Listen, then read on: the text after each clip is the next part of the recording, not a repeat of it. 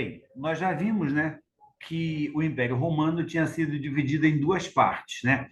O Império Romano do Ocidente e o Império Romano do Oriente.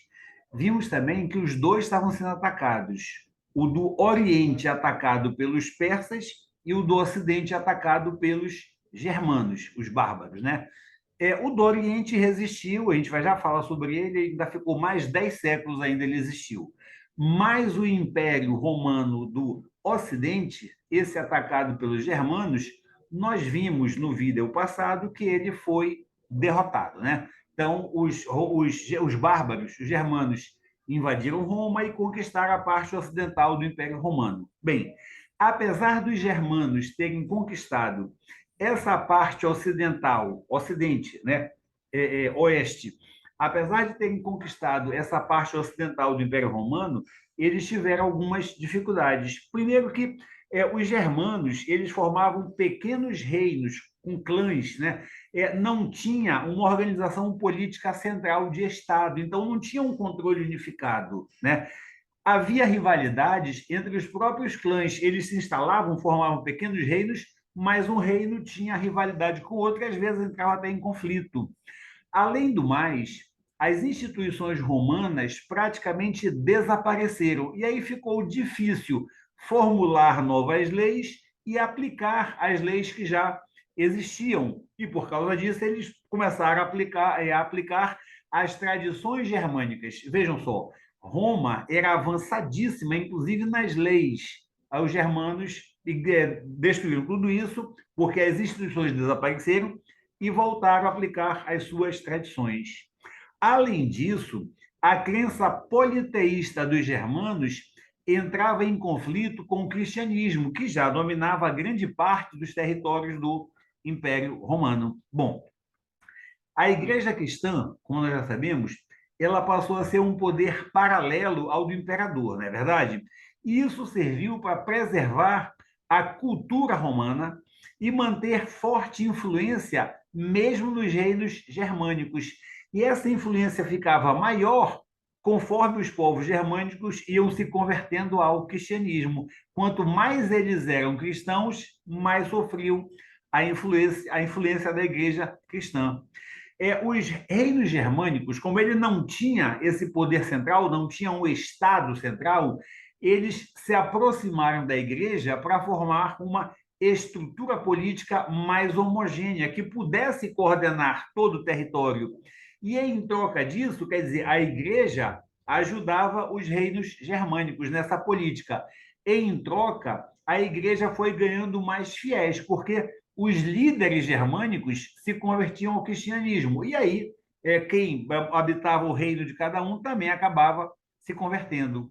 Essa fusão entre a cultura romana, a cultura cristã, a religião cristã, e a cultura dos povos germânicos foi que deu origem, mais adiante, a um período da história conhecido como Idade Média, que vocês vão estudar possivelmente no ano que vem. Foi um período tenebroso da história, mas vocês vão mais adiante saber estudar sobre isso. O Império Bizantino. Olha lá que legal. A parte ocidental, acabamos de ver, os germanos invadiram, dominaram essa confusão toda que a gente acabou de comentar.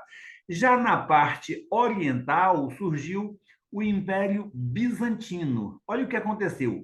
Depois que o Império Romano do Ocidente caiu, foi dominado pelos germânicos, o Império Romano do Oriente ele foi se transformando, ele começou a abandonar as tradições latinas e passou a ser formado o império que se baseava na mistura entre o cristianismo e a cultura grega. Esse império ficou conhecido como Império Bizantino.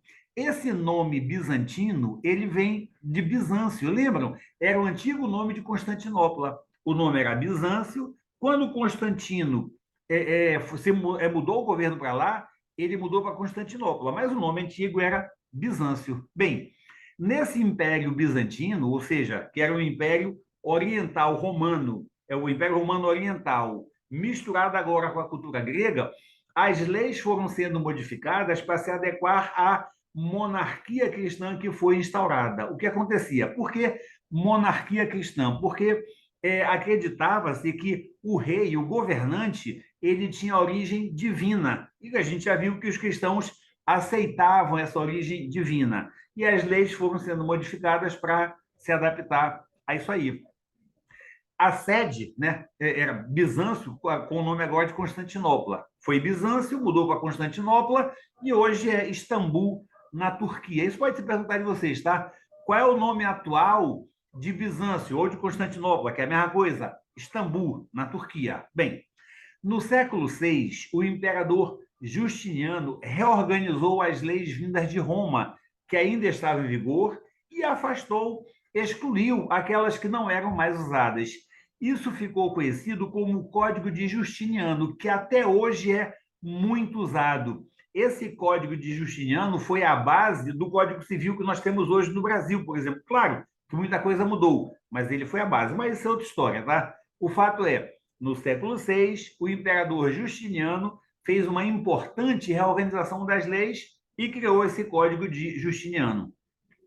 A partir daí, o Estado passou a adotar com maior intensidade símbolos cristãos como sendo os símbolos do Estado. A cruz, por exemplo, foi daí que veio a tradição, né, que muita gente reclama, mas foi daí que veio a tradição de, numa sede do governo, por exemplo, ter na parede uma cruz, que é um símbolo cristão. Vem lá dessa época do Império Bizantino, tá? A igreja cristã, ela havia passado a adotar imagens religiosas. Imagem, a figura de um santo, a estátua de uma santa.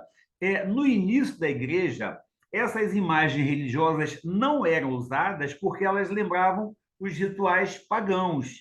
Mas depois que Constantino se converteu ao cristianismo, aí pinturas e esculturas religiosas, imagens religiosas, passaram a ser valorizadas.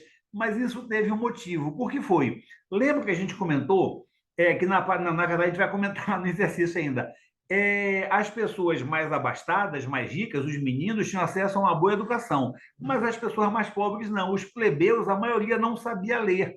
Então, por que se usava a imagem? Por que se usava pintura e escultura? Para divulgar a fé cristã ao povo que não sabia ler. Ele não sabia ler, mas sabia identificar uma figura. Bem, esse Império Bizantino, que, repito, resultou essa união entre a cultura romana e a cultura grega, esse Império Bizantino ele se consolidou por causa do poder político do imperador, mas também por causa do poder religioso da igreja cristã.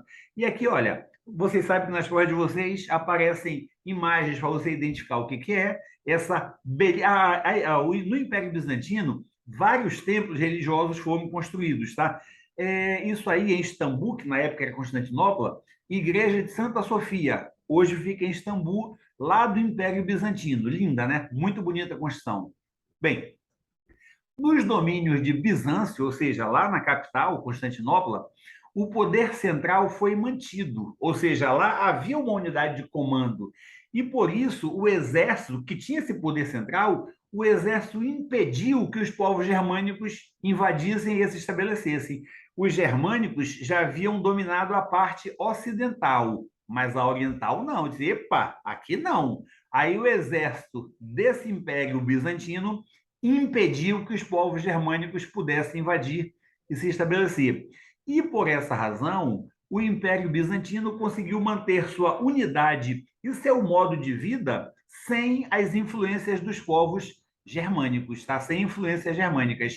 Isso foi mantido, eu disse logo no começo, por mais de 10 séculos, até 1453, tá? Século XV, que foi quando Constantinopla foi tomada pelos turcos. Vocês já viram essa passagem da história, acho que ano passado, mas por enquanto não nos vai interessar. O fato é, o Império Bizantino sobreviveu até 1453, quando a cidade de Constantinopla foi tomada pelos turcos. Paro por aqui esse vídeo.